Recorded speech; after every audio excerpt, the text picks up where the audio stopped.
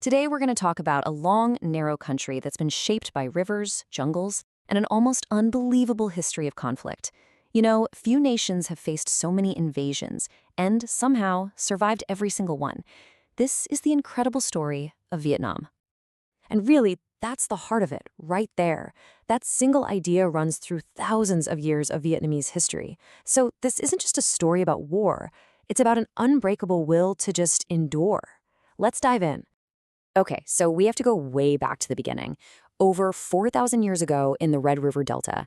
But Vietnam's identity, that was really forged in its very first and longest struggle for survival. 1,000 years. Seriously, just let that number sink in for a moment. For a whole millennium, from 1101 BCE to 939 CE, Vietnam was under the rule of powerful Chinese dynasties. I mean, that's a length of time that's hard to even wrap your head around. And look, this wasn't just some military occupation. It was a full-on, systematic attempt to completely erase a culture. China pushed its language, its laws, its entire way of life. But here's the crucial part. It never fully worked. The Vietnamese people held on tight to who they were. And this spirit of resistance, it runs deep. In fact, some of Vietnam's very first national heroes were women.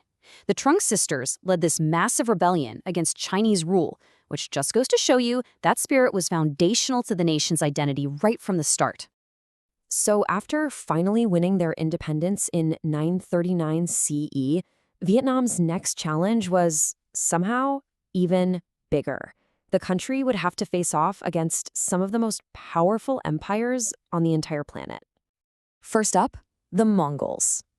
Now, in the 13th century, these guys were the most feared and destructive military force in the world. They were like an unstoppable tide that had already conquered continents. And then, they set their sights on Vietnam. So the Mongols invaded, not once, not twice, but 3 separate times. And you know what? They were defeated all 3 times. How? Well, it wasn't with brute force. It was with brilliant strategy. The Vietnamese used the jungle itself as a weapon and famously lured the Mongol fleet into a trap of sharpened stakes hidden under the tide of the Bac Dong River. They just kept outthinking a supposedly invincible enemy. All right, let's fast forward to the 19th century. A new global power shows up, France, and this kicks off a period of colonial rule that would leave a really deep and lasting wound on the nation. The French regime was all about exploitation and control, and it really impoverished the country. But true to form, this oppression just sparked fierce resistance. A powerful independence movement rose up, uniting all sorts of different factions under the leadership of Ho Chi Minh.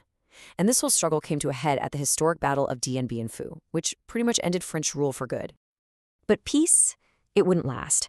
The end of one conflict just set the stage for the next one, a war that would become the ultimate test of Vietnam's resilience and capture the attention of the entire world. See, the country was split right down the middle. You had the North, which was communist, and the South, which was backed by the United States. This division basically drew a line in the sand, an ideological battle line that would soon erupt into one of the deadliest wars of the 20th century. It was a classic story of an asymmetrical war. On one side, you had the United States with its overwhelming technological might. We're talking massive bombing campaigns, chemical weapons like Agent Orange, and the most advanced military on Earth. And on the other side, the Vietnamese forces relied on a totally different kind of arsenal: vast underground tunnel systems, guerrilla tactics, and maybe most importantly, just sheer endurance and patience. So after 2 decades of just brutal conflict, Saigon fell in 1975 and the war was over. And in doing so, Vietnam did something no other country had ever managed to do. It defeated the United States in a major war. Reunification had finally been achieved, but the price was, well, it was almost unimaginable. The story doesn't end with the victory, because now came the enormous challenge of rebuilding an entire nation, basically from scratch. The cost was just catastrophic. Millions of people were dead. The land itself was poisoned and scarred. Cities were in ruins. Vietnam was one nation again, but it was a nation in tatters. And yet, the story of resilience just keeps going. In the late 1980s, Vietnam introduced these major economic reforms called Doi Moi, and the transformation since then? It's been staggering. From the total devastation of the post-war years, the country has become one of the fastest-growing economies in Asia, a stable and really vibrant society. Which brings us right back to where we started. This isn't just the history of some place on a map.